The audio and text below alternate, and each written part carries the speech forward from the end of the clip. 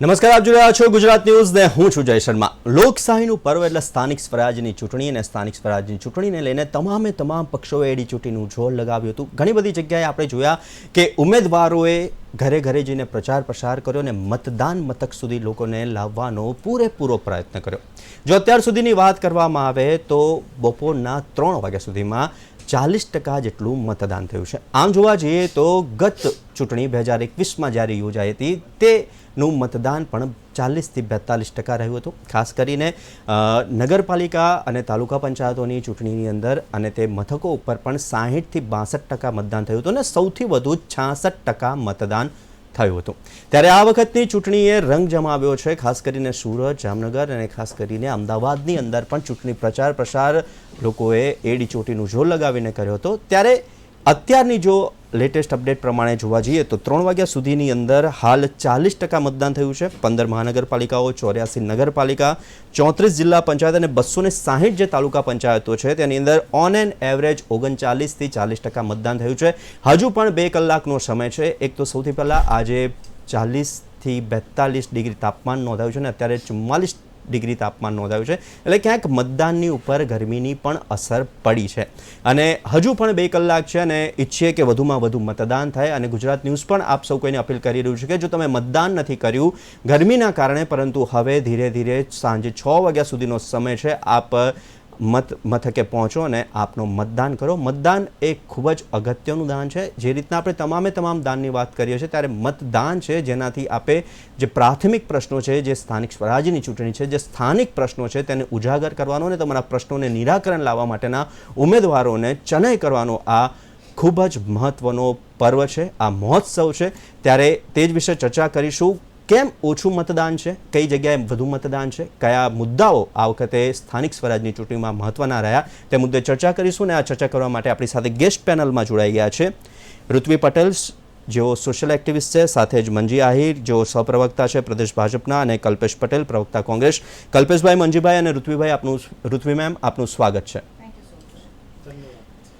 આપણે ચર્ચાની શરૂઆત કરીએ ગત 2021। મંજુભાઈ, સૌથી પહેલાં કે ગત ચૂંટણી 2021માં જ્યારે યોજાઈ હતી ત્યારે બમ્પર મતદાન થયું હતું। એમાં પણ જો ખાસ કરીને વાત કરીએ તો ગ્રામીણ વિસ્તારોની અંદર વધુ મતદાન થયું છે અને શહેરી વિસ્તારોમાં ગત ચૂંટણીમાં પણ ઓછું મતદાન થયું હતું। તેવી જ અત્યારે સ્થિતિ જોવા મળી રહી છે। હજુ પણ 2 કલાકનો આપણી પાસે સમય છે, પરંતુ 40% મતદાન, કેમ આટલું ઓછું મતદાન? સૌથી પહેલો એ પ્રશ્ન, કારણ કે સૌ પક્ષોએ, પછી પક્ષ હોય, વિપક્ષ હોય કે નવી પાર્ટી હોય, તેણે એડી ચોટીનું જોર લગાવેલું હતું અને વધુમાં વધુ મતદાન થાય તેને લઈને પણ પ્રચાર પ્રસાર કર્યો હતો, પરંતુ ઓછું મતદાન। નમસ્કાર। ગુજરાત સ્થાનિક સ્વરાજ્યની સંસ્થાઓની ચૂંટણી એનો આજે ખૂબ પવિત્ર દિવસ, મતદાન અત્યારે સમગ્ર ગુજરાતમાં ચાલી રહ્યું છે। અત્યારે પણ ખૂબ ગરમી હોવાના કારણે અમે ચૂંટણી પ્રચારમાં હતા ત્યારે વારંવાર આ વાત પ્રજાને સમક્ષ કહેતા જ હતા કે આ દિવસ, આજનો દિવસ છે જે હવામાન વિભાગે આગાહી કરી હતી કે ખૂબ ગરમ રહેવાનો છે। એટલે મહત્ત્વના જે લોકો હતા એને સવારમાં જ અમારે તો બેઠકો થઈ જ્યારે સંગઠનાત્મક રીતે એમાં એવું સૂચનાઓ હતી કે ભાઈ તમારે વહેલા ઉઠી આપણા ઈષ્ટદેવને, દેવી દેવતાઓને દર્શન કરી અને આપણા પરિવારનું, આપણા બૂથનું, આપણી પેજ સમિતિનું બધું વોટિંગ પહેલાં થઈ જાય। એટલે ભારતીય જનતા પાર્ટીનું તરફેણનું વોટિંગ મોસ્ટ ઓફલી સવારે 10-11 વાગે થઈ ગયું છે। ગરમી હોવાના કારણે લોકો 4 વાગ્યા પછી પણ અમને વિશ્વાસ છે કે ગુજરાતની જનતા 30 વર્ષથી જેવી રીતે ભારતીય જનતા પાર્ટીને આશીર્વાદ આપી રહી છે એવી 4 વાગ્યા પછી પણ ખૂબ મોટા પાયે લોકો મતદાન કરવા માટે નીકળશે અને લગભગ સ્થાનિક સ્વરાજ્યનું સૌથી ઊંચામાં ઊંચું મતદાન તમને 6 વાગ્યા પછી આંકડામાં દેખાશે એવો અમને વિશ્વાસ છે ગુજરાતની પ્રજા ઉપર। કલ્પેશભાઈ, સૌથી પહેલાં તો પક્ષ પલટો અને પક્ષમાંથી ઘણા લોકોએ છેડો ફાડ્યો, ઉમેદવારોએ ફોર્મ પરત ખેંચ્યા, પરંતુ એડી ચોટીનું જોર લગાવીને કોંગ્રેસે પણ તમામ વોર્ડની અંદર લોકો મતદાન મથક સુધી પહોંચે તેને લઈને ચૂંટણી પ્રચાર કર્યો, QR કોડથી કર્યો, લોકોને પર્સનલી મળીને કર્યો, ડોર ટુ ડોર પ્રચાર કર્યો, પરંતુ ઓછું મતદાન કયા કારણો માનો છો? ગરમી તો એમાંનું એક કારણ છે જ, પરંતુ શું હજુ પણ એવો પ્રચાર પ્રસાર નહોતો થયો કે લોકો હજુ પણ એટલા જાગૃત નથી કે આટલું ઓછું મતદાન જોવા મળી રહ્યું છે, તેની અસર શું થઈ શકે છે? સૌપ્રથમ તો આપના માધ્યમથી ગુજરાતના તમામ મતદારોને વિનંતી કરીશ કે હજુ 2 કલાકનો સમય છે, માટે પોતાનું મતદાન કરી આવે। આજની તારીખની આપણે જો વાત કરું તો ગરમીનો પારો 45 છે, સામે રાજકીય પારો એનાથી ઓછો છે, એટલે કે વોટિંગ ઓછું છે. એટલે ગરમી આજના દિવસે જીતી ગઈ છે, મતદારો હારી ગયા છે ગરમીની સામે. મતદાન કરવા માટે લોકોને ઘણી બધી વિનંતીઓ કરવામાં આવે છે, પણ ગરમીને કારણે શહેરી વિસ્તારોની અંદર મતદાન બહુ ઓછું થયું છે. એની સામે આપ જોશો તો ગ્રામ્ય વિસ્તારોની અંદર મતદાન વધારે થયું છે. આપ સાઉથની સાઈડ જશો તો નવસારી છે, બિલીમોરા છે, વલસાડ છે, કે જ્યાં પ્રમાણમાં એના કરતાં ગરમી ઓછી છે, ત્યાં આગળ મતદાન સારું થયું છે. એ એક મુખ્ય કારણ આજની આ જે વાતાવરણ છે એ પણ એના પર અસર કરે છે. બીજું છે કે સ્થાનિક જ્યારે ચૂંટણી હોય ત્યારે ઘણા બધા અંદરોઅંદરના વિખવાદો હોય, દરેક પાર્ટીની અંદર હોય, એ પણ એના માટે કારણ પૂરતું છે. સિટી વિસ્તારની અંદર એવું હોય છે કે ચલો કે આજે ગઈકાલ શનિવારની રજા આવી, આજે રવિવારની રજા આવી, એટલે બે રજા ભેગી થઈ જાય છે, માટે બહાર ફરવા જતા રહે છે. સામાન્ય રીતે જનરલી એવું હોય છે કે લોકોને સત્તા પક્ષની વિરુદ્ધમાં મત આપવો ગમતો નથી હોતો, એટલે એવા લોકો પણ મતદાન કરવા નથી નીકળતા. જે કદાચ એમને વર્ષોથી એક જ વિચારસરણીમાં રહેતા હોય, પણ એમને થાય કે ના મારા આની સામે મત નથી આપવો અથવા અન્ય પક્ષને મત નથી આપવો, તો એ લોકો પણ મતદાન કરવા નથી જતા. ઘણા બધા આવા કારણો એની અંદર રહ્યા છે. રહી આપણે જે વાત કરી ઉમેદવારોના ફોર્મ પરત ખેંચવાની, તો કોંગ્રેસના કોઈ ઉમેદવારોએ જાતે પોતાની રીતે ફોર્મ પરત નથી ખેંચ્યા. 700 સીટો બિનહરીફ જે એમણે કરાવી છે એ સામ દામ દંડ ભેદ નીતિથી કરાવી છે, અને આપના માધ્યમથી આપણી ચેનલે પણ અનેક પ્રશ્નો આ વખત ઉજાગર કર્યા છે. અને હું કદાચ એટલામાં આપનું પણ આભાર માનીશ અને ગુજરાતના તમામ મીડિયાનો આભાર માનીશ કે આ મુદ્દો જે રીતે 700 ફોર્મ બિનહરીફ ઉમેદવારો કરાવ્યા છે એ મુદ્દો ખૂબ સરસ રીતે આ વખતે પ્રજા સમક્ષ મૂક્યો છે. એટલે હું આપનો પણ એક વખત આભાર માનું છું, સાથે ગુજરાતના તમામ મીડિયાનો આભાર માનું છું. એટલે આ જે બિનહરીફ કરાયું છે, આખી બિનહરીફની વ્યાખ્યા બદલી નાખી. ખરેખર તો સર્વસંમતિથી જે ઉમેદવાર નક્કી થાય એને બિનહરીફ ગણાતો હતો, એની જગ્યાએ સામદામ દંડ ભેદ નીતિથી આપણે એને બિનહરીફ કરેલું. એના કારણે શું થયું કે જે મતદારો હતા એ 700 સીટોના મતદારોને પોતાના મતદાનથી વંચિત કરવામાં આવ્યા છે. એટલે ખરેખર આ એક જાતનો એમની પર એક જુલમ કરવામાં આવ્યો છે. એમને મત આપવું હોય, કારણ કે 5 વર્ષે મત આપવાનો એમનો હક ઊભો થતો હોય છે, ત્યારે એમને એમના મતદાનથી વંચિત કરવામાં આવ્યા છે. એટલે કદાચ એના કારણ પણ એક મતદાન ઓછું થઈ શકે કે ભાઈ આમે અમારો મત તો ગતાર્યા છે. એટલે જે 700 સીટો જે છે એ 700 સીટો ઉપર 1 સીટ 2 સીટમાં બિનહરીફ થયા છે, એટલે બાકીની સીટો ઉપર પણ મતદાનની સંખ્યાવાળી આના કારણે ઘટી શકે છે. મંજુભાઈ, બિનહરીફની વાત કરીએ તો 736 બેઠકો પહેલેથી જ આપ જીતી ચૂક્યા છો, અને સાથે જ આ ઓછું મતદાન. એટલે મને એવું લાગી રહ્યું છે કે જે બેઠકો છે તેની અંદર 700 બેઠકો ઓલરેડી આ પ્લસ છો, ભારતીય જનતા પાર્ટી પ્લસ છે, અને હજુ જે મતદાન થયું છે તેના આંકડા જે 40% જેટલા આવ્યા છે, અને હજુ 2 કલાકનો સમય બાકી છે. પરંતુ જોવા જઈએ તો બિનહરીફ જે મથકો છે, જે મતદાન કરવા માટે લોકો પહોંચવાના હતા, તેઓ ક્યાંક ને ક્યાંક આનાથી વંચિત તો રહ્યા છે. તો શું તેમના મતનો કોઈ ઉપયોગ કે પછી મતનું કોઈ ભવિષ્ય નહીં? જયભાઈ, કોંગ્રેસના મિત્ર જે કહ્યું ને એમાં જે વાત છે ને, 1 કિલોમીટર સુધીમાં ક્યાંય સત્ય દેખાતું નથી. સામ દામ દંડ ભેદની નીતિ છે ને, આપણે આપતકાલની અંદર જે શ્રીમતી સોનિયા ગાંધીએ 19 મહિના આ દેશની અંદર જે ક્રૂર શાસન કહી શકાય, આજની આઝાદી પછીનો જે એમનો આ ભારતની પ્રજા ઉપર જે પ્રકારે હુમલો હતો ને લોકશાહીને ખતમ કરવાનો, એટલે એમને પોતાનો ઇતિહાસ પહેલો જોવો જોઈએ કે તમે તમારા ભૂતકાળમાં તમે શું કામ કર્યું છે. અને બિનહરીફ જે છે એમાં ભારતીય જનતા પાર્ટીની કોઈ ભૂમિકા નથી. કોંગ્રેસને ઉમેદવાર ન મળ્યા, શેરીઓમાંથી જે પકડતા હતા એને લઈ આવ્યા કે ચાલો આ ચૂંટણીમાં તમને અમે કંઈક કરશું. ને વાસ્તવિકતા એ હતી કે એમને ખબર જ નહોતી કે ફોર્મ ભર્યું. મારા સામેના આવા કચ્છની અંદર 5 થી 6 ઉદાહરણ છે કે જે લોકોને ખબર જ નથી કે લોકશાહીની અંદર ચૂંટણીમાં મેં ફોર્મ ભર્યું હોય. આવી રીતે ફોર્મ ભરાવીને કે ભાઈ તમે અહીંયા આવો ને તમારું કંઈક કામ છે એમ કરીને ફોર્મ ભરાવી લીધું હતું. માણસને જ્યારે સત્ય જાણકારી મળી ત્યારે કે ભાઈ આ તો તમે મારી જોડે દ્રોહ કર્યો છે એમ. હવે તમારે ઉમેદવાર ન મળે, પ્રજા તમારી જોડે નથી. 30 વર્ષથી ગુજરાતની પ્રજાએ તમને જાકારો આપ્યો છે, ભવિષ્યમાં તમને દૂર દૂર સુધી ગુજરાતની અંદર ક્યાંય સત્તા તમને દેખાતી નથી, અને તમે ભારતીય જનતા પાર્ટી ઉપર જે આક્ષેપો કરો છો એ તદ્દન પાયાવિહોણો આક્ષેપ છે. આમાં ક્યાંય સત્યતા નથી. આ જે લોકો એ વિસ્તારની અંદર પ્રજા ભારતીય જનતા પાર્ટીનું સમર્થન માટે છે. મતદાનની અંદર આપણે જે 6 વાગે જોશું, લગભગ મેં તમને પહેલાં પણ કહ્યું ને કે આ 6 વાગશે ને એટલે તમને આંકડો દેખાશે, ત્યારે ગુજરાત સ્થાનિક સ્વરાજ્યનો સૌથી સારામાં સારો આંકડો હશે. અને અમને ગુજરાતની પ્રજા ઉપર સંપૂર્ણ શ્રદ્ધા અને વિશ્વાસ છે કે બમ્પર વોટિંગ થશે અને ભારતીય જનતા પાર્ટીની તરફેણમાં થશે. ઋત્વિબેન, સ્થાનિક સ્વરાજ, સ્થાનિક પ્રશ્નો, સ્થાનિક લોકોથી આખી જે સ્થાનિક પરિસ્થિતિ છે તેને પરિવર્તન લાવવાનો અને તેની અંદર સારામાં સારો વિકાસ થાય તેને માટે આ સ્થાનિક સ્વરાજની ચૂંટણી યોજાય છે. ઘણા બધા પ્રશ્નો છે. નગર એટલે કે રોડ, રસ્તા, ગટર અને તમામ વ્યવસ્થાઓ આપણે જોઈએ તો બધી જ જગ્યાએથી આક્રોશ તો જોવા મળ્યો છે. ખરેખર જો આટલા વર્ષથી એક જ પક્ષ એનો અડીંગો જમાવીને બેઠું છે. ભારતીય જનતા પાર્ટી છેલ્લા 30 વર્ષથી સ્થાનિક સ્વરાજ્યની અંદર તેનું રાજપથ લઈને બેઠું છે, પરંતુ હજુ પણ આક્રોશ જોવા મળી રહ્યો છે અને એની સામે ઓછું મતદાન. તેને લઈને શું કહેશો? જી ભાઈ, સૌથી પહેલાં તો હું ઓછા મતદાનનો પ્રશ્ન તમે જે કર્યો એના પર પહેલાં વાત કરીશ કે આપણે ગમે તેટલી વાતો કરી દઈએ. અત્યારે બંને મારા વડીલો અલગ અલગ પક્ષના રિપ્રેઝેન્ટેટિવ થઈને વાત કરે છે, પણ અહીંયા હું એક સમાજના દ્રષ્ટિકોણથી વાત કરું છું કે ગમે તેટલી મોટી વાત કરી દઈએ, આપણે લોકશાહીનો મહોત્સવ કહી દઈએ, મહાન તહેવાર કહી દઈએ, ચૂંટણીની આટલી પ્રક્રિયાને ગમે તેટલા આપણે સારા સારા ઉપનામો આપી દઈએ, પણ આ જે મતદાનનો જે આ આંકડો છે એ આટલો બધો પ્રચાર પ્રસાર કરવા છતાંય આટલા બધા બંને સાઈડથી આટલા બધા ઇન્ફ્લુએન્સરને આ વખતે તો સોશિયલ મીડિયાને પણ બહુ બધું કેપ્ચર કરવામાં આવ્યું હતું જેથી કરીને વધુમાં વધુ લોકો સુધી પહોંચી શકાય.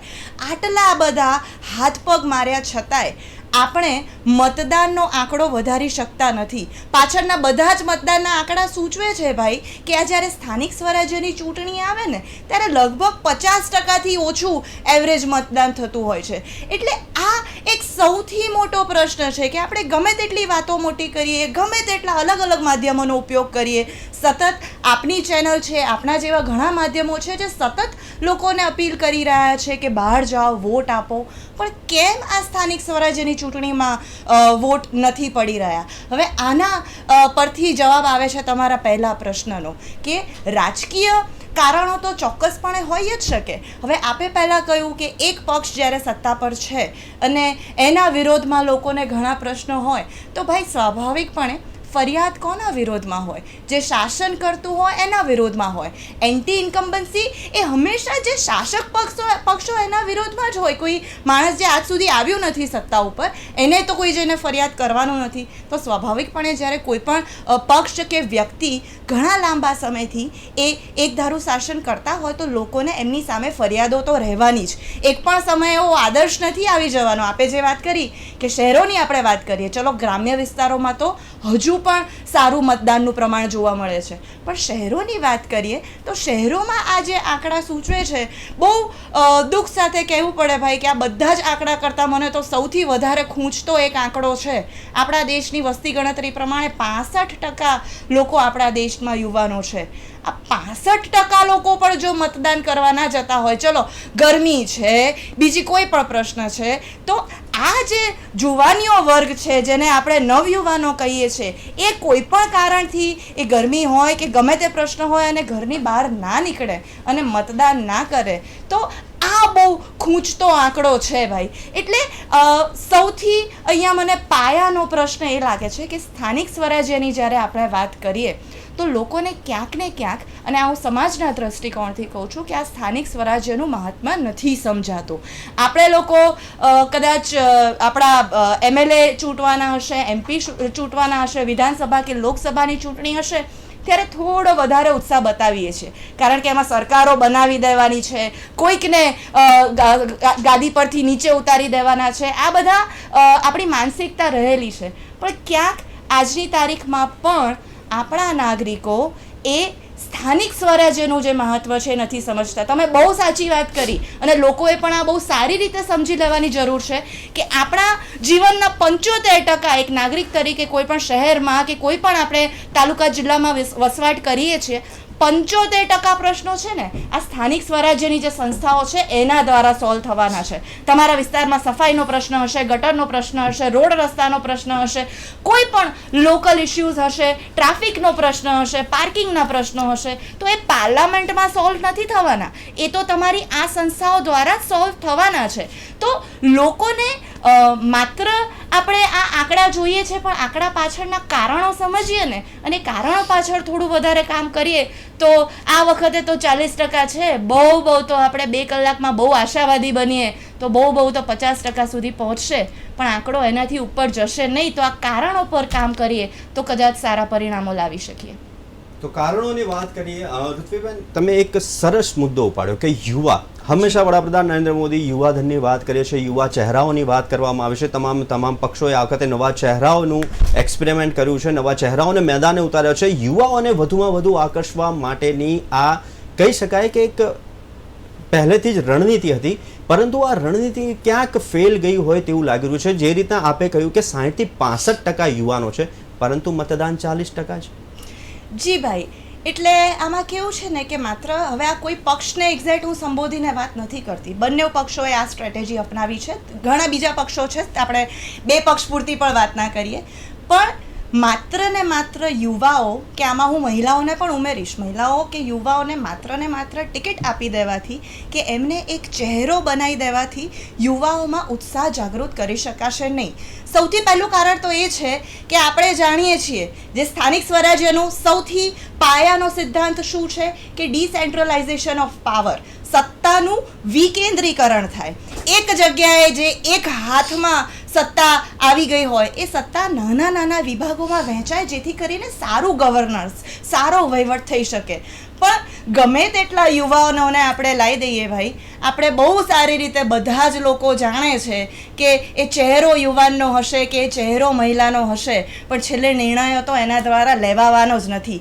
એક માત્ર યુવાનના નામથી કે મહિલાના નામથી તમે એક ઉમેદવાર ઊભો રાખી દીધો, પણ જો એને એના પ્રમાણે એની વિચારધારાથી, એની મૌલિકતાથી, એની હિંમતથી કામ કરવાની, નિર્ણયો લેવાની શક્તિ નહીં આપો અને માત્ર ને માત્ર એક આંકડા વધારવા પૂરતા યુવાનો કે મહિલાઓને ટિકિટ આપી દેશો તો યુવાનોને એનાથી ઉત્સાહ નથી જાગવાનો. બીજું, આજકાલના યુવાનોની પણ એક તકલીફ છે કે આ જે લોકો ખાસ કરીને ઇન્ફ્લુએન્સર્સ કે પછી આરજેએસ છે કે એ બધાને જેને ટિકિટ આપી છે, લોકો, યુવાનો સોશિયલ મીડિયા પર બહુ એક્ટિવ રહેશે, જાતની ભાતની કમેન્ટ કરશે, ટિપ્પણીઓ કરશે, પણ એમણે જ જ્યારે બહાર આવીને વોટ આપવાનો આવશે તો કારણો કેવા આપશે કે ભાઈ ગરમી બહુ છે, કે ભાઈ હું અમદાવાદમાં રહું છું ને મારે મત ધોળકામાં આપવા જવાનો છે તો એટલું દૂર જાજુ કેવી રીતે જઈને મત અપાય, કે પછી આજે રવિવારનો દિવસ છે, ક્યાં વહેલા ઉઠીને આપણે અત્યારે આરામ કરો ને ઉઠે ત્યારે સૂરજ માથે ચડી ગયો હોય.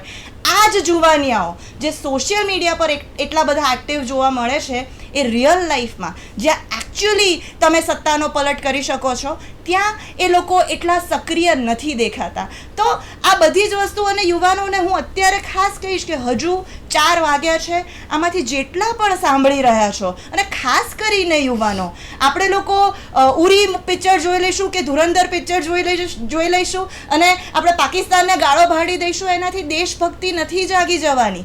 સાચી દેશભક્તિ ક્યારે આવે છે? જ્યારે દેશની નિર્ણાયક ક્ષણોમાં આપણે આપણી ભાગીદારી ભજવીએ. અને આ સ્થાનિક સ્વરાજ્યની ચૂંટણી એ લોકશાહીની સૌથી પાયાની ચૂંટણી છે. તો ખાસ કરીને યુવાનો, જેમણે મતદાન નથી કર્યું, આપણે આપણા મતાધિકારને ના લજવીએ, આપણે આપણી યુવાનીને ના લજવીએ, બહાર નીકળીએ અને મતદાન કરીએ. બહાર નીકળીએ અને મતદાન કરીએ. ગુજરાત ન્યૂઝ પણ વહેલી સવારથી જ 7 વાગ્યાથી સૌ કોઈને અપીલ કરી રહ્યું છે અને તો પણ જોઈએ તો ઓછું મતદાન જોઈ રહ્યું છે. અને હવે આપણી સાથે રાજેશ ઠાકર જોડાઈ ગયા છે, રાજકીય વિશ્લેષક. રાજેશભાઈ, આપણે સીધા જ અત્યારે આંકડાઓ જે સામે આવી રહ્યા છે, 40% મતદાન થયું છે અત્યાર સુધીમાં.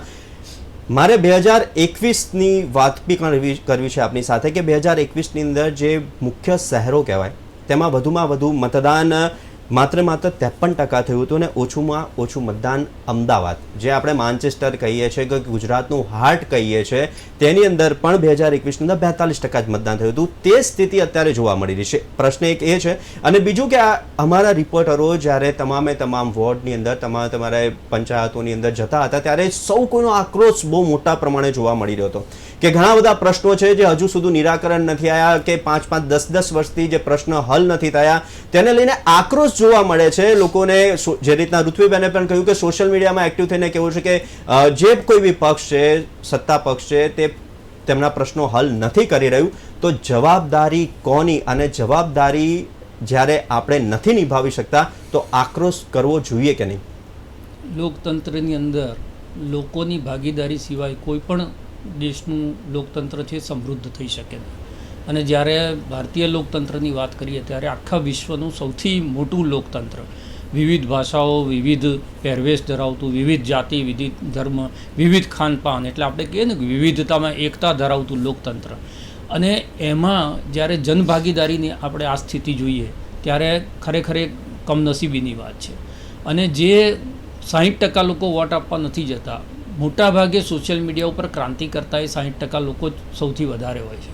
એટલે ફરજ અને હક એ સિક્કાની બે બાજુ છે. આપણે નાનપણમાં હતા ત્યારથી નાગરિક શાસ્ત્રમાં ભણતા આવ્યા છીએ કે આપણે આપણી ફરજનો ઉપયોગ કરીએ છીએ તો જ આપણને આપણા અધિકારો માટે બોલવાનો પહેલાં તો નૈતિક જે છે એ પરવાનગી મળે છે. એ સ્થિતિની અંદર હું હંમેશા કહેતો હોઉં છું કે ભણેલા કરતાં ગણેલાઓએ લોકતંત્રને વધારે બચાવ્યું છે. તમે વોટિંગ પેટર્ન હંમેશા જોશો તો આદિવાસી વિસ્તાર કે ગ્રામ્ય વિસ્તાર જ્યાં તાલુકા જિલ્લાનું ચૂંટણીઓ થતી હોય ત્યાંનું મતદાન હંમેશા વધારે હોય. એ વિધાનસભા હોય, લોકસભા હોય કે સ્થાનિક સ્વરાજની ચૂંટણી હોય. અને શહેરી વિસ્તાર, એમાં શહેરી વિસ્તારમાં પણ તમે પેટર્ન જોશો તો અમદાવાદના જૂના અમદાવાદની અંદર વોટિંગ પર્સન્ટેજ તમને 50% આસપાસ થતું દેખાશે. અને જે સૌથી આપણે ભદ્ર વિસ્તાર કહીએ કે ભણેલા ગણેલાઓના વિસ્તાર કહીએ, જેને પોશ વિસ્તાર કહીએ, ત્યાં સૌથી ઓછું મતદાન 32%, 38%, 36%ની આસપાસ આપણે જોતા આવીએ છીએ. ત્યારે સૌથી વધારે પોલિટિકલ ઇસ્યુઝને ચર્ચતો વર્ગ, સૌથી વધારે પોતાનો બૌદ્ધિક હોવાનો દાવો કરતો વર્ગ અને સૌથી યુવા લોકતંત્ર કે યુવા દેશનો દાવો કરતા આપણે લોકો જ્યારે આ સ્થિતિ જોઈએ ત્યારે આપણને પ્રશ્ન થાય કે આપણી યુવા પેઢી જે છે એ જો આ લોક ભાગીદારીથી દૂર રહેશે તો આવનારા દિવસોની અંદર સત્તા ઉપરનું દબાણ કોણ ઊભું કરશે? કારણ કે મત જે છે તમે સમર્થનમાં આપો કે વિપક્ષમાં આપો, એ તમારો જે મત છે એ આ લોકતંત્રની અંદર નક્કી કરે છે કે વિપક્ષ કેટલો મજબૂત થશે, કે સત્તા પક્ષ છે કે એની ત્રુટિઓ હતી, એની ઉણપો હતી, 5 વર્ષનું છેલ્લું જે એનું કાર્યકાળ હતું એનું ઓડિટ જે છે એ કરી અને એનું મૂલ્યાંકન કરીને તમે જ્યારે મત આપો છો ત્યારે ક્યાંક ને ક્યાંક તમે તમારા અભિપ્રાયને ત્યાં આગળ દર્જ કરો છો. હવે તમારો કોઈ અભિપ્રાય જ નથી તો પછી એ સત્તા પક્ષની ટીકા કરવાની કે સત્તા પક્ષની આલોચના કરવાનું કે ભ્રષ્ટાચાર આટલો વધી ગયો છે, ચોમાસામાં આ પરિસ્થિતિ હોય છે, નાગરિક સુવિધાઓની આ સ્થિતિ છે, આ બધી ચર્ચા કરવાનો કોઈ અર્થ રહેતો નથી. એટલે દર 5 વર્ષે એક વખત નેતાઓ તમારા હાથમાં આવે છે. દર 5 વર્ષે એક વખત રાજકીય પક્ષના લોકો કે જે લોકો પછી માલિકો થઈ જતા હોય છે તમારા, એ હાથ જોડી અને નમસ્કારની મુદ્રામાં તમારી પાસે આવે છે. અને એ વખતે જ્યારે તમે તમારા મતના અધિકારનો કે જે તમને એટલી તાકાત આપે છે કે આ દેશનો વડાપ્રધાન કોણ બનશે, આ રાજ્યનો મુખ્યમંત્રી કોણ બનશે, તમારા શહેરનો પ્રથમ નાગરિક એટલે મેયર કોણ બનશે, આટલી મોટી સત્તા જે લોકોના હાથમાં છે એ લોકો પોતાની સત્તાનો ઉપયોગ કરતા નથી ને એટલે સત્તા બેફામ થઈ જતી હોય છે. એટલે ખાસ કરીને જ્યારે આપણે ઝેન્ઝીની વાત કરીએ ત્યારે આજ સવારથી હું જેટલી ચેનલમાં ગયો મેં એક વસ્તુ નોંધી છે કે જે લાઈનો લાગી છે લાઈનમાં 40+ લોકો વધારે જોવા મળે છે. જે જેન્ઝી જે આપણે કહીએ છીએ કે યુવા મતદારો કહીએ છીએ, આપણે એમ કહીએ કે આ વખતે 18 વર્ષથી ઉપરનો આટલો મતદાર ઉમેરાયો, પણ એ ઉમેરાયેલો મતદાર એ મતદાર યાદીમાં તો છે પણ એ બૂથની લાઈનમાં દેખાતો નથી. અને એટલા માટે મતદાનના જે આંકડા છે એ આંકડાઓ સ્થાનિક સ્વરાજની અંદર સૌથી વધુ હોવા જોઈએ. કારણ કે તમારો એક વોર્ડ જે 4 કે 5 કિલોમીટરનો છે એમાંથી ભારતીય જનતા પાર્ટીના 4, કોંગ્રેસના 4, આમ આદમી પાર્ટીના 4, બીજા અપક્ષો, એટલે લગભગ 15-20 લોકો પોતાનું નસીબ અજમાવતા હોય. એટલે દર 3 કે 4 સોસાયટીએ એક ઉમેદવાર હોય. અને એ વખતે સોસાયટીનો છે, જાતિનો છે, તમારો મિત્ર છે, તમારો સ્નેહી સંબંધી છે અને એની સાથે સાથે તમે જે પાર્ટીને બિલોંગ કરો છો એ પાર્ટીનો ઉમેદવાર છે. એટલે સૌથી વધારે ઇન્ફ્લુઅન્સ જે છે મતદારોનું એ ઉમેદવારો ઉપર હોય, કારણ કે બધાનો સહિયારો પ્રયાસ હોય. વિધાનસભાની અંદર 1 જણ લડે છે, લોકસભાની અંદર 1 જણ લડે છે, મોટી કોન્સ્ટિટ્યુઅન્સી છે, તો એ વખતે મતદાન વધારે થવું જોઈએ પણ એ થતું નથી. કોવિડ વખતની તમે મને યાદ કરો 2021માં 19થી 21ની અંદર જે પરિસ્થિતિ હતી એ પરિસ્થિતિમાં એન્ટી ઇન્કમ્બન્સી આપણે સોશિયલ મીડિયામાં જોતા હતા અને સડક ઉપર પણ જોતા હતા, પણ એનું રિફ્લેક્શન મતદાનની અંદર જોવા મળ્યું નહોતું. એટલે જ્યારે તમે તમારી મુદ્દાઓને માત્ર ચર્ચા કરો, માત્ર જે છે આક્રોશ વ્યક્ત કરો, ઉમેદવાર આવે ત્યારે તમે એમ કહો કે અમે તમને મત આપ્યા છે પણ અમારા જે કામ થતા હતા એ થયા નથી, પણ એટલું કહી અને પછી તમારા અધિકારથી તમે ખુદ તમારી જાતને વંચિત રાખો. હવે આ તો બિનહરીફ થઈ જાય ઉમેદવારો તેની આપણે ટીકા કરતા આવીએ છીએ, પણ તમને જ્યારે ઉમેદવાર આપે છે ત્યારે એક મોટો વર્ગ 40% મતદાન થયું એનો મતલબ કે 160 લોકો પોતાના ઘરમાં બેસી રહ્યા. આમાં જો 2 પ્રકારના લોકો છે, એક એવા છે કે ગમે તે પરિસ્થિતિ હશે સવારના પોરમાં ઉઠી અને પોતાની ફરજ સમજીને મત આપી આવશે જે પક્ષને આપવો હોય, અને એક મતદાર એવો છે કે ઠંડી હશે તો ઠંડીનું બહાનું કાઢશે અને રજાઈ ઓઢીને બેસી રહેશે, ગરમી હશે તો એસી ચાલુ કરીને બેસી રહેશે, વરસાદ હશે તો વરસાદ બંધ થવાની રાહ જોઉં છું એમ કરીને બેસી રહેશે, કોઈક મારા ત્યાં કોઈક મને લેવા આવે તો હું મતદાન આપવા જાઉં એની રાહ જોતો હશે. જ્યારે તમે મત આપવા માટે કોઈ કાર્યકર્તાની રાહ જોઈને બેઠા હોય કે કોઈ કાર્યકર્તા મને જગાડવા આવે ને હું જાઉં તો પછી 5 વર્ષ સુધી એ નેતા જે છે કે ઉમેદવાર છે સૂઈ જવાનો છે, કારણ કે એને ખબર છે કે આ વ્યક્તિને જ્યારે આના અધિકારનો ઉપયોગ કરવાનો હતો ત્યારે પણ અમારે દંડોળવો પડ્યો હતો, તો હવે તો અમે જે ગમે તે કરીશું, આ માણસ જે છે 5 વર્ષ સૂતો રહેવાનો છે. એટલે લોકતંત્રને તમારે જાગતું રાખવું હોય તો તમારે જાગવું પડે, અને 5 વર્ષ ના જાગો તો કશો વાંધો નથી. એક એવો દિવસ તમને મળતો હોય છે જે દિવસે પણ તમે તમારા જીવતા હોવાનો પુરાવો ના આપતા હોય. કારણ કે આમાં તો છે ને કે તમારી જે સ્થિતિ છે, તમે મતદાર યાદીમાં છો પણ નથી એના જેવી સ્થિતિ છે. એટલે ઘણી વખત એવું કહેવાય છે ને કે માણસ મરી ગયા પછી નથી બોલતો, અને જો તમે નથી બોલતા તો પણ જે તમારું જીવન છે એની હયાતીનો તમે પુરાવો નથી આપતા. એટલે લોકતાંત્રિક રીતે તમારો અવાજ એ તમારે ઉમેરવો જોઈએ. તમે સમર્થનમાં હોય તો સમર્થનમાં મતદાન કરો, તમે વિરોધમાં તો વિરોધમાં મતદાન કરો. તમે રાજકીય રીતે દાખલા તરીકે હતાશ છો, બધી જ પાર્ટીઓ સાથે તમને અસંમતિ છે, તમને એમ લાગે છે કે કોઈ પણ પાર્ટી કે કોઈ પણ ઉમેદવાર મારું ભલું નથી કરવાનો, તો એક વિકલ્પ તમારી પાસે નોટાનો પણ છે, અને એના દ્વારા તમે રાજકીય પક્ષોને મેસેજ આપી શકો છો કે ભાઈ આટલા લાખ, ગઈ વખતે 8,26,000 લોકોએ નોટામાં મતદાન કર્યું હતું, તો તમે એ જે આંકડો છે એ આંકડો વધારીને પણ રાજકીય લોકોને મેસેજ આપી શકો છો કે અમે તમારાથી થાક્યા છે, સુધરી જાઓ. તો આ એલાર્મ વગાડવાનો સમય છે, અને એ વખતે તમે જો એલાર્મ નહીં વગાડો તો પછી 5 વર્ષ સુધી તમારો મૃત્યુ ઘંટ વાગી જવાનો છે, એમાં કોઈ શંકાને સ્થાન નથી. તો હજુ 4:30 થઈ જાય, હજુ પણ 1.5 કલાકનો સમય વધ્યો છે. વધુમાં વધુ મતદાન થાય તેને લઈને ગુજરાત ન્યૂઝ ફરી એકવાર આપને અપીલ કર્યું છે. હાલ એક સમય થયો છે નાનકડા વિરામનો, લઈશું એક વિરામ. તો વિરામ બાદ આપનું સ્વાગત છે લોકશાહીના મહાપર્વ મતદાન મહોત્સવની અંદર. ચર્ચાની શરૂઆત કરીએ તો મંજીભાઈ, હર વર્ષે જ્યારે ચૂંટણી થાય, લોકસભાની થાય, રાજ્યસભાની થાય કે સ્થાનિક સ્વરાજની થાય, ત્યારે મુદ્દાઓ છે તે ફિક્સ છે. સૌથી પહેલાં જો વાત કરીએ, મોંઘવારી છે, રોજગારી છે, પ્રાથમિક સુવિધાઓ છે, આક્રોશ છે, ઘણી બધી ચર્ચાઓ કરી છે, ભ્રષ્ટાચાર છે, તેને લઈને સામે ઘણા બધો આક્રોશ જોવા મળે છે. પરંતુ ભારતીય જનતા પાર્ટી છેલ્લા 30 વર્ષથી સ્થાનિક સ્વરાજ્યની અંદર ક્યાંક 700 સીટ ઉપરથી હાલ તો બિનહરીફ જીતી છે, અને હજુ પણ જીતના આંકડા વધી શકે છે. પરંતુ માત્ર ને માત્ર વિકાસ મોડલ ઉપર આ મત એકઠા થાય છે તેવું લોકોનું કહેવું છે. શું કહેશો? વિકાસ થાય, તમે વિકાસની નજર સમક્ષ જોઈ જ રહ્યા છો. વિકાસ એટલે સામાન્ય માણસનું ઉત્થાન થયું છે. ભારતીય જનતા પાર્ટી આ ગુજરાતની જ્યારે શાસનની ધોરા સંભાળી ત્યારે કિલોમીટરો સુધી પાણી લેવા જવું પડતું હતું. અમે જે વિસ્તારમાં આવી છે, કચ્છ વિસ્તારમાં તો પાણીની તકલીફ હતી મોટા પાયે. 6 વર્ષના દુષ્કાળ હોય, સરકારની એકદમ નિષ્ફળ હોય, લોકો ત્રાહિમામ પોકારી જાય, અને એ સમયના PL ઘઉં લઈ આવવા પડે અને કચ્છના લોકોને ખવડાવવા પડે. અને આ જે સ્થિતિમાં કચ્છના મોડ કુવા સુધી, લાસ્ટ જે ગામ છે કચ્છનું માંડવીની બાજુમાં, ત્યાં સુધી નર્મદા કેનાલના પાણી પહોંચ્યા છે, ખેતીનો વિકાસ થયો છે. અમારું રાપર એક વિસ્તાર હતો, એક સમય એકદમ પછાત વિસ્તારમાં ગણાતો હતો. આજે આ વર્ષની અંદર ખાલી એક જીરુનું ઉત્પાદન થયું છે ને, મારા ધ્યાનમાં છે ત્યાં સુધી લગભગ 500 કરોડનું જીરું એક એ વિસ્તારમાં થયું. એટલે આ વિકાસ એ સાચા માનવીનો વિકાસ, કે જે એક સમાજના અંતિમ પંક્તિમાં બેઠેલો હતો, મજૂરી કરતો હતો, વરસાદની રાહ જોવે, વરસાદ આવશે, કચ્છ બધા વિસ્તારમાં બીજું કોઈ પાણી નહીં, નદીઓ નહીં. અને આજે નર્મદાના આવવાના કારણે એટલે સામાન્ય માણસ પોતે આજે એક ઘરમાં 2-3 4 વ્હીલર હોય, ટ્રેક્ટર હોય, બાઇક હોય, અને ગમે ત્યારે વાલ ખોલે ને એટલે સીધું ખેતરમાં 6-8 પાણી જાય, 2 પાક લઈ શકે, ચોમાસાનો પાક તો અલગ. આ પ્રકારનો વિસ્તારની અંદર વિકાસ ભાજપની અંદર. સોમનાથ પર્વ તમે જુઓ, ખાલી આપ સોમનાથનું મંદિર પહેલાં પણ હતું, અને સોમનાથ પર્વ નરેન્દ્રભાઈ ઉજવે, અને આખું સૌરાષ્ટ્ર, આખું ગુજરાત એ સાંસ્કૃતિક મહોત્સવ તરીકે એને ઉજવે.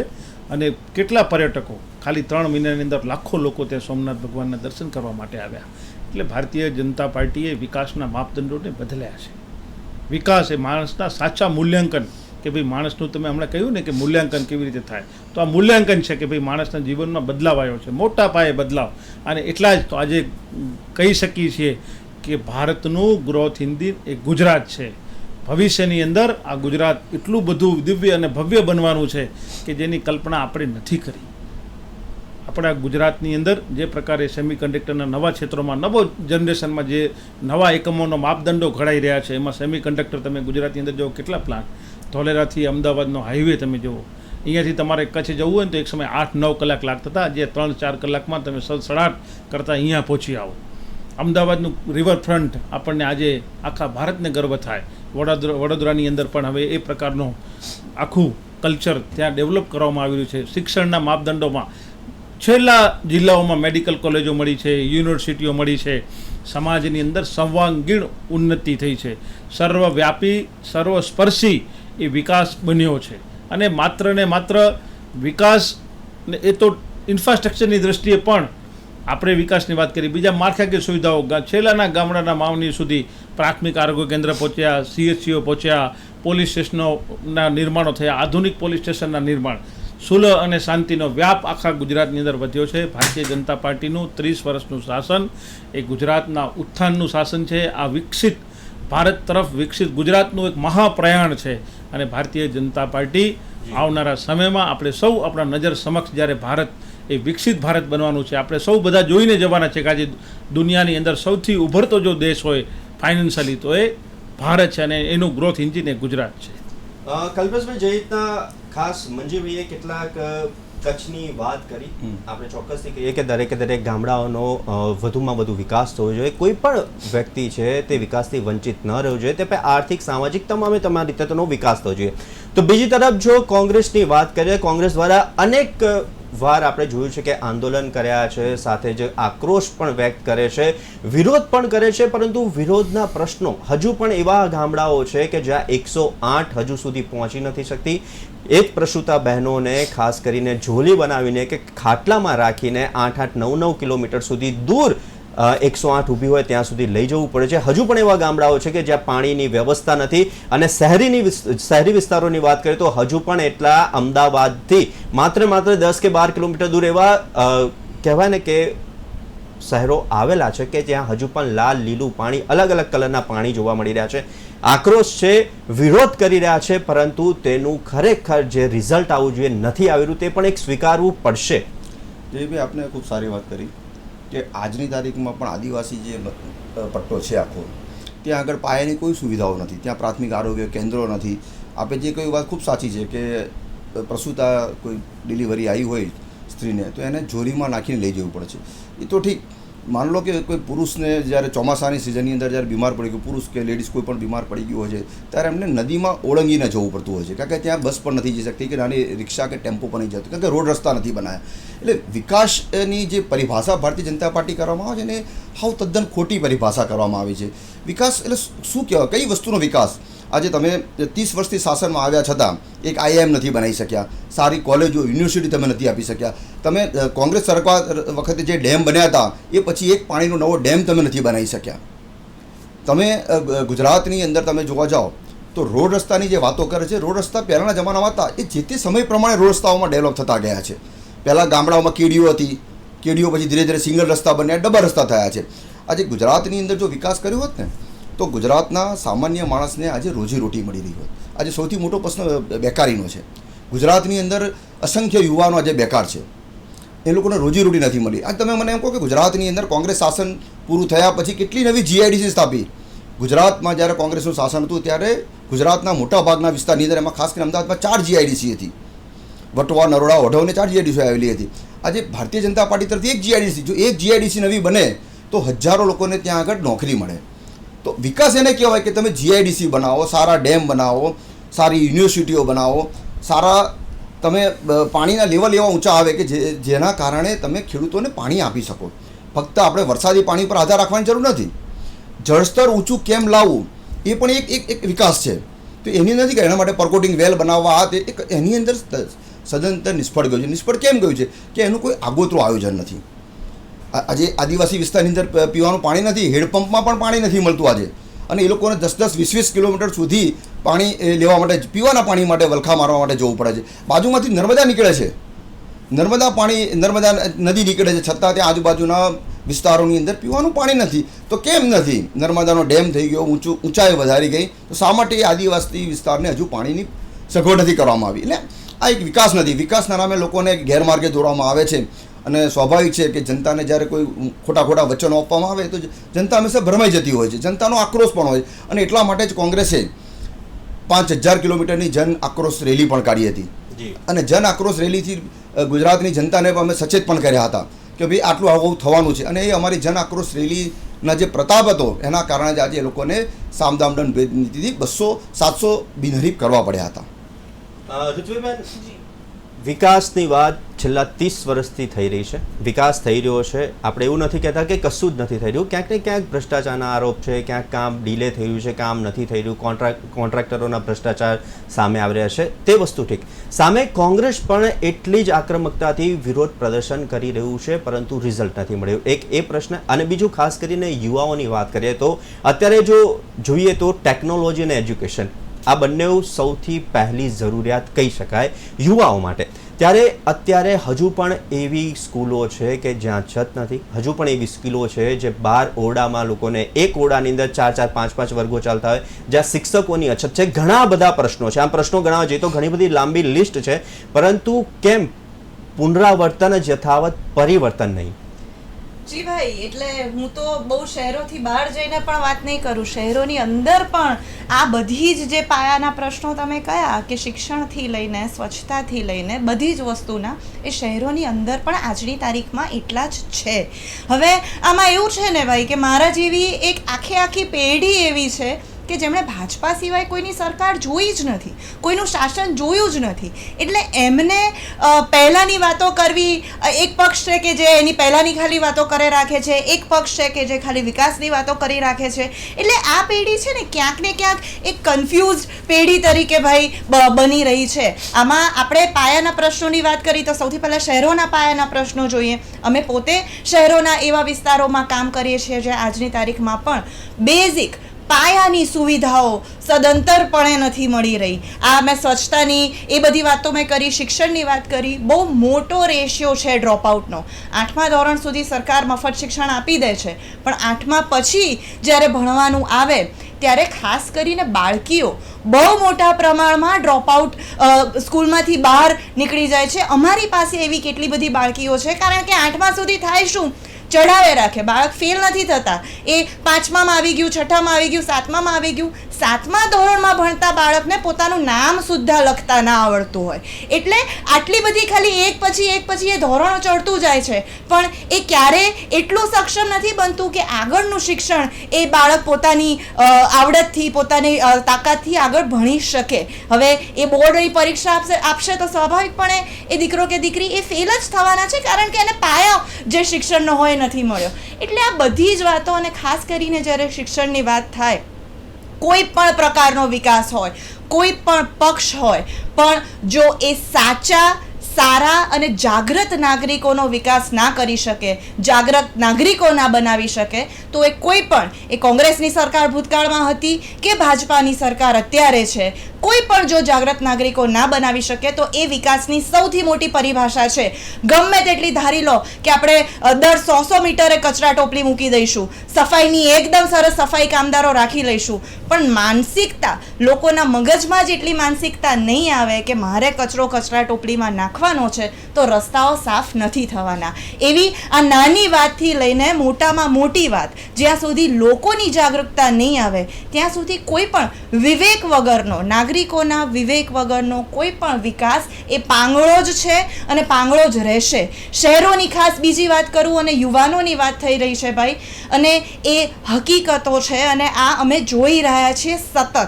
આપણે ગુજરાતમાં દારૂબંધી તો છે, હવે દારૂનો નશો ગુજરાતમાં કેટલો થાય છે બધાને, દરેક લોકોને ખબર છે, પણ હવે અત્યારે ખાસ યુવાધન જે કેમિકલ ડ્રગ્સ તરફ વળી રહ્યું છે. આપણને કદાચ જાહેરમાં એટલી બધી વાતોની ચર્ચા નહીં થતી હોય, પણ જે બંધાણી બની રહ્યા છે આ કેમિકલ ડ્રગ્સના, જે હદે, જે ઝડપથી, એ રીતે આ યુવાધન તો નકામું જવાનું જ છે. હવે એ જે માણસ પોતાની મજામાં, પોતાના નશામાં, પોતાની અય્યાશીમાં જે ધૂત રહેવાનો છે, એને ક્યાં પડી હોય કે આ સ્થાનિક સ્વરાજ્યની ચૂંટણીમાં હું જઈને મત આપું, કે હું દેશ બદલી દઉં, કે હું મારા શહેરનો વિકાસ કરી દઉં. આ બધી વસ્તુમાં યુવાનને રસ રહેવાનો જ નથી.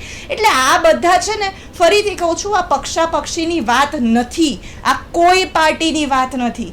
સૌથી પહેલાં તો આપણે બધાએ નાગરિકો તરીકે, આ દેશની જનતા તરીકે આપણી જાત ઉપર પ્રશ્ન કરવો જોઈએ કે શું આપણે લોકો, કોઈ પણ નેતા કોઈ પણ આવશે, પક્ષ કોઈ પણ આવશે, એ આપણા સમાજનું, સાહેબે કહ્યું કે આપણા જે ખાસ કરીને વોર્ડ હશે, 4-5 કિલોમીટરનો વોર્ડ હશે અને એમાંથી જ તમારા કોઈ ઉમેદવારો આવવાના છે, તો આ કોઈ પણ પ્રતિનિધિ આવશે ને આપણા સમાજમાંથી જ આવવાના છે, અને જ્યાં સુધી આ સમાજને સ્વસ્થ નહીં બનાવીએ, આ બધી જે પાયાની ગંદકી છે સમાજની માનસિકતામાં, સમાજના વ્યવહારોમાં, એ નહીં જાય ત્યાં સુધી કોઈ પણ પાર્ટી લાવી દો કે કોઈ પણ પક્ષ લાવી દો, યુવાઓને એનાથી તમે કોઈ વિકાસનું કે કોઈ બીજી વાતો નહીં કરી દો ભાઈ. એટલે આ બહુ મોટો પાયાનો પ્રશ્ન છે, અને આમાં પાર્ટીઓ કે પક્ષોને આઘાર રાખીને સમાજ પર પ્રશ્ન ઊભો કરીએ.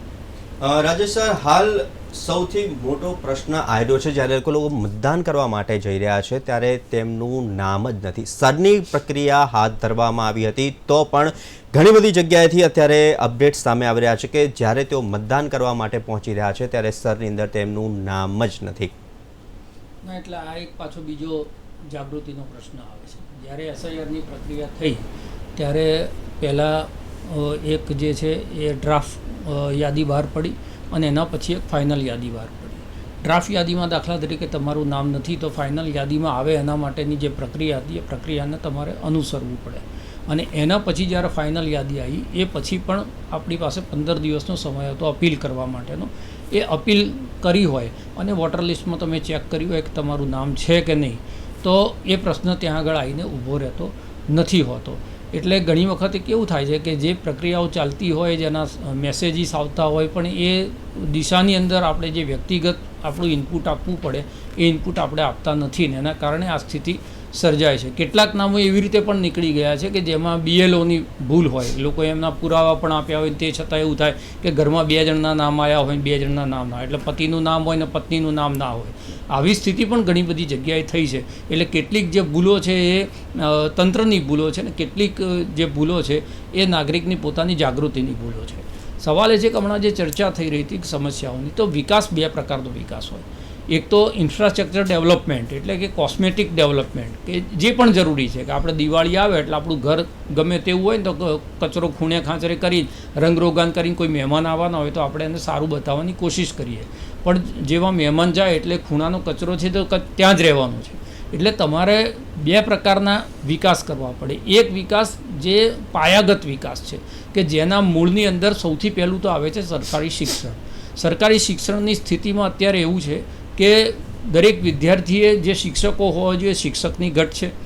પછી જે આપણે પ્રવેશોત્સવ કરીએ છીએ અને ગુણોત્સવ કરીએ છીએ પછી પણ ડ્રોપઆઉટ રેશિયો છે એની અંદર દેશમાં આપણે 7મા ક્રમાંકે છે. જે સ્કૂલોનું ઇન્ફ્રાસ્ટ્રક્ચર જે હોવું જોઈએ, આપણે સ્માર્ટ સ્કૂલોના જે કોન્સેપ્ટ લઈને આવ્યા છે પણ બધે એ સ્થિતિ થઈ નથી. એટલે ઘણી જગ્યાએ એક જ ઓરડાની સ્કૂલ હોય અને શિક્ષકમાં એક જ શિક્ષક હોય જે ગણિત પણ ભણાવતો હોય, ભૂગોળ પણ ભણાવતો હોય અને વિજ્ઞાન પણ ભણાવતો હોય. આ સ્થિતિ હોય છે. બીજું આપણે એની સાથે સાથે જોડી દીધું કે મધ્યાહન ભોજનને, એટલે બાળક કુપોષિત છે તે જમવા માટે સ્કૂલમાં જતો હોય, જે શિક્ષક છે એના ઉપર એક સંખ્યા લાવવા માટેની એટલે પ્રવેશોત્સવ માટેનું એક ટાર્ગેટ આપ્યો હોય એટલે પકડીને લોકોને લઈ આવતા હોય. જે પ્રમોશન આપી દેવાની પદ્ધતિ છે એના કારણે 6-7 ધોરણ સુધી છોકરાઓ ભણી પણ જાય, પણ એમની વાત સાચી છે કે 7મા ધોરણમાં આવેલા વ્યક્તિને પોતાનું નામ લખવાનું કંઈ એટલે ગુણાંકવાળું તમે ગુણોત્સવમાં માર્ક તો આપી દો છો પણ એને જે એનો જે ક્ષમતા કેળવાવી જોઈએ એ ક્ષમતા કેળવાતી નથી. અને શિક્ષણ જો તમારું પાયાનું મજબૂત ના હોય અને એમાંય ખાસ કરીને પ્રાથમિક શિક્ષણ, તો પછી એ યુવાન જે છે આગળ જતાં કેટલો શિક્ષિત અને કેટલો સમજદાર થશે એ સૌથી મોટો પ્રશ્ન છે. એના પછી બીજો વિષય આવે છે એ પ્રાથમિક આરોગ્ય કેન્દ્રનો. તો પ્રાથમિક આરોગ્ય કેન્દ્રથી લઈને તાલુકા અને જિલ્લા મથકની જે વ્યવસ્થા છે આરોગ્યની એ તો આપણે 2019થી 21ની અંદર જોઈ લીધી કે તાલુકા સેન્ટર ઉપર MRIના મશીન હોય તો એનો ટેકનિશિયન ના હોય, દર્દી હોય તો રેડિયોલોજિસ્ટ ના હોય, ફિઝિશિયન હોય એટલે ડાયગ્નોસિસ કરી નાખે ભાઈ તમારા પેટમાં એપેન્ડિક્સ છે, પણ ઓપરેશન કરવાનું હોય તો સર્જનની જગ્યા ત્યાં આગળ ખાલી હોય, સર્જન હોય તો ઓર્થોપેડિક ના હોય. એટલે જે પૂરેપૂરી ફોર્સ જોઈએ, તમે હોસ્પિટલો ખાલી બનાવી દો, એ હોસ્પિટલ બનાવી દેવાથી જે છે એ સારવાર નથી થઈ જતી. એના પછીનો જે વ્યવસ્થાઓ ગોઠવવી જોઈએ એ વ્યવસ્થાઓ ક્યાંક ને ક્યાંક એનો અભાવ હોય. પછી વાત આવી શિક્ષણના ખાનગીકરણની. તો આપણે શિક્ષણ જે છે એમાં દાવો એવો કરી રહ્યા છે કે એન્જિનિયર થયેલા છોકરાએ પહેલાં ગુજરાતની બહાર જવું પડતું તો હવે ગુજરાતમાં જ રહે છે, પણ એ કયા શિક્ષણથી? તો એ ખાનગી શિક્ષણથી. એટલે કેજી જુનિયર કેજીથી જ 50,000 60,000થી લઈને 1.5-2 લાખ રૂપિયા સુધીની ફી ભરી શકવાની ક્ષમતા હોય એવા મા બાપના બાળકો કાં તો લોન લઈને ભણાવતા બાળકો એ એમનું જે છે એ શિક્ષણ મેળવી શકે. એના પછી ઉચ્ચ શિક્ષણની વાત આવે તો MBBS થવું હોય તો 1 કરોડ રૂપિયા જોઈએ, PGમાં એડમિશન જોઈતું હોય તો તમારી પાસે 2-2.5 કરોડ રૂપિયા જોઈએ, તો તમે ડૉક્ટર થઈ શકો. એટલે તમારી પાસે ક્ષમતા છે, તમારી પાસે બુદ્ધિ છે, તમે માર્ક લાવી દો છો. 12મા ધોરણમાં છોકરો નીટની પરીક્ષાની અંદર ટોપર થઈ જાય, પણ જો મા બાપ મધ્યમ વર્ગ ના હોય તેને ચિંતા એ થાય કે હું આની ફી કેવી રીતે ભરીશ. એટલે આ બધી સ્થિતિની અંદર આ જે પાયાની વસ્તુઓ છે વિકાસ માટે, કે સમાજનું ઘડતર કરવું હોય તો શિક્ષણ એ સૌથી પહેલો અધિકાર જે છે એને સરળ મળવો જોઈએ, મફત મળવો જોઈએ અને ગુણવત્તાયુક્ત મળવો જોઈએ. આની અંદરથી આપણે જે છે ક્યાંક ને ક્યાંક નિષ્ફળ થયા છે. અને શિક્ષણ જ્યારે સક્ષમ નથી રહેતું ત્યારે શિક્ષણની સાથે જોડાયેલો રોજગાર, એની સ્થિતિ આવે. ઓટોમોબાઈલ એન્જિનિયર હોય પણ એને બજાજ સ્કૂટર એની પાસે હોય તો એને પ્લગ સાફ કરતાં ના આવડતું હોય, આ પ્રકારનું એન્જિનિયરિંગ બહાર પાડી અને પછી આપણે એમ કહીએ કે એન્જિનિયર 12,000માં ક્યાંક નોકરી કરે છે, ક્યાંક 15,000માં નોકરી કરે છે, તો તમે એને નોકરી તો આપી દીધી પણ એની ક્ષમતા પ્રમાણેની નોકરી નથી મળતી. એને નોકરી નથી મળતી એટલે મોલમાં જતો રહે છે, કોઈક જગ્યાએ HR તરીકે નોકરી કરે છે, કોઈ જગ્યાએ રિસેપ્શનિસ્ટ તરીકે નોકરી કરે છે. આપણે એમ કહીએ છીએ કે એને રોજગાર મળ્યો, પણ રોજગાર એના ભણતરને અનુપાતમાં મળવો જોઈએ, એ એને મળતો નથી. તો ત્યાં પણ આપણી એક જે છે એ નિષ્ફળતા છે. બીજી વસ્તુ કે તમે રોડ અને રસ્તા બનાવો, પણ એ રોડ ને રસ્તા એવા બનાવો કે 2 ઇંચ વરસાદની અંદર ત્યાં વોટર લોગિંગ થઈ જાય, કાં તો ભૂવા પડી જાય, કાં તો દર વખતે જ્યારે ચોમાસું આવવાનું એના પહેલાં કોર્પોરેશનનો દાવો કરે કે આટલા કરોડો રૂપિયાના ખર્ચે અમે કેચપીટોને સાફ કરી છે અને આ વખતે કશું નહીં થાય, અને એ પછી એની એ પરિસ્થિતિ ઊભી થાય. તો તમારી જો કામ થાય છે, કામની અંદર જે કોન્ટ્રાક્ટરોને તમે કામ આપો છો, એ કોન્ટ્રાક્ટરો કયા લેવલનું કામ કરે છે, એટલે એમાં પાછો ભ્રષ્ટાચારની વાત આવે. પુલ બને, પુલ વપરાયા વગર તમારે તોડી નાખવો પડે. આનાથી મોટું તો ભ્રષ્ટાચારનું સ્મારક કયું હોઈ શકે? એક પુલ બને, એ પુલ જ્યારે પૂરો થતો ત્યારે ખબર પડે કે આ તો સોસાયટીની અંદર એનો છેડો જાય છે, એટલા માટે પુલને તમારે બંધ રાખી દેવો પડે. ફાયર એનઓસીના કારણે જે છે એ લોકો આગની અંદર હોમાઈ જતા હોય, અરણીકાંડ જેવા કાંડ થઈ જતા હોય તમારી અંદર.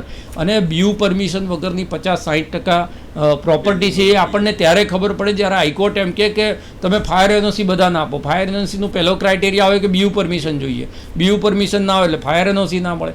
તો આ બધું જ જે થઈ રહ્યું હોય છે, આડેધડ જે વિકાસ થતો હોય, એ વિકાસ ક્યાંક ને ક્યાંક તમે કહો ખરા કે ચલો રસ્તા બની ગયા, પણ એ રસ્તા 6 લેન બને, 8 લેન બને, પણ એની સાથે સાથે આ જે પાયાગત વાતો છે એના ઉપર જો કામ ના થાય તો એ કોસ્મેટિક ડેવલપમેન્ટથી ચોક્કસ લોકોની આંખો અંજાઈ જાય. હું ઘણીવાર એવું કહેતો હોઉં છું કે એક અમદાવાદમાં 2 અમદાવાદ વસે છે. તમે SG રોડ ઉપરથી પસાર થાવ, પણ SG રોડથી સહેજ નીચે ઉતરી અને ગોતાના હાઉસિંગ વિસ્તારની અંદર જાઓ તો પરિસ્થિતિ આખી જુદી છે. તમે વાસણાની અંદર અંજલીવાલા રોડ ઉપર જાઓ તો તમને સરસ દેખાય, પણ ગુપ્તાનગર બાજુ વળી જાઓ તો ત્યાં આગળની જે ગંદકી અને લોકો જે નર્ક જેવી પરિસ્થિતિમાં રહે છે તો એ આખું જુદું દ્રશ્ય ઊભું થાય. તમે પીરાણા જાઓ, ડમ્પિંગ સાઇટ, એની આજુબાજુ લોકો વસતા. જો સિંધુ ભવન ઉપર રોડ ઉપર રહેનારો નાગરિક એના મતની કિંમત જેટલી છે એટલી જ એ પીરાણાની ડમ્પિંગ સાઇટની આસપાસ રહેનારા લોકોની પણ છે. પણ જ્યારે મતની અવેજમાં એક તરફ પુષ્કળ વિકાસ દેખાય અને બીજી તરફ જે છે વિકાસથી લોકો વંચિત રહી જાય, તો આ પ્રકારનો જે વિકાસ છે એ પણ ક્યાંક ને ક્યાંક છે અન્યાયપૂર્ણ છે. એટલે સમાંતર વિકાસ થવો જોઈએ. જ્યાં આગળ વધારે જરૂરિયાત છે ત્યાં વધારે પૈસા ફળવાવા જોઈએ, પણ હંમેશા જ્યારે આ ઇલેક્શનની વાત આવતી હોય ત્યારે માત્ર કામ નથી ચર્ચાતા, એમાં પછી નામ પણ ચર્ચાય છે, એમાં જાતિ પણ ચર્ચાય છે, એમાં ધાર્મિક ધ્રુવીકરણની ચર્ચાઓ પણ આવતી હોય છે.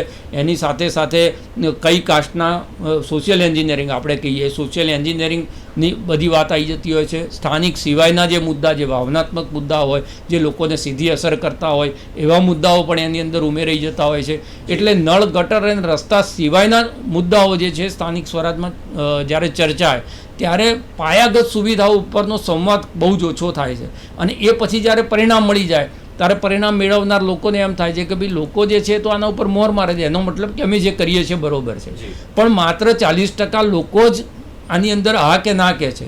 60%નો અભિપ્રાય એમાં ભળતો જ નથી. અને 60%નો અભિપ્રાય નથી ભળતો એટલા માટે સમસ્યાઓ આપણે દર વખત એક જ ચર્ચા આવીએ. 20 વર્ષ પહેલાં જે મુદ્દા ઉપર ચૂંટણી લડાતી હતી, આજે 20 વર્ષ પછી પણ એ જ મુદ્દા ઉપર ચૂંટણી લડાય છે. એનો મતલબ કે આટલી લાંબી સફર આપણે તય કરી છે, પણ એની અંદર આપણે સમસ્યાઓના સમાધાન નથી શોધી શક્યા, સમસ્યાઓના સ્વરૂપ બદલ્યા છે. પુનરાવર્તન કે પરિવર્તન એ હવે આપના હાથમાં છે ને હજુ પણ 1 કલાકનો સમય બાકી છે, ત્યારે ગુજરાત ન્યૂઝ ફરી એકવાર સૌ કોઈને અપીલ કરી રહ્યું છે કે તમે તમારા મતદાન મથકે પહોંચો અને મત આપો. તો સ્થાનિક સ્વરાજ અને સ્થાનિક સ્વરાજના જે પ્રશ્નો છે, જે સ્થાનિક લોકોના પ્રશ્નો છે, તેમની વાચા છે, તે અમે આપ સૌ સુધી પહોંચાડી. હવે તમારા હાથમાં છે કે તમારે પુનરાવર્તન જોઈએ છે, પરિવર્તન જોઈએ છે કે સાચો વિકાસ જોઈએ છે. તો રાજેશભાઈ, ઋત્વી મેમ, મંજીભાઈ અને કલ્પેશભાઈ અમારી સાથે જોડાયા અને હેલ્ધી ચર્ચા કરી તે બદલ ખૂબ ખૂબ આભાર.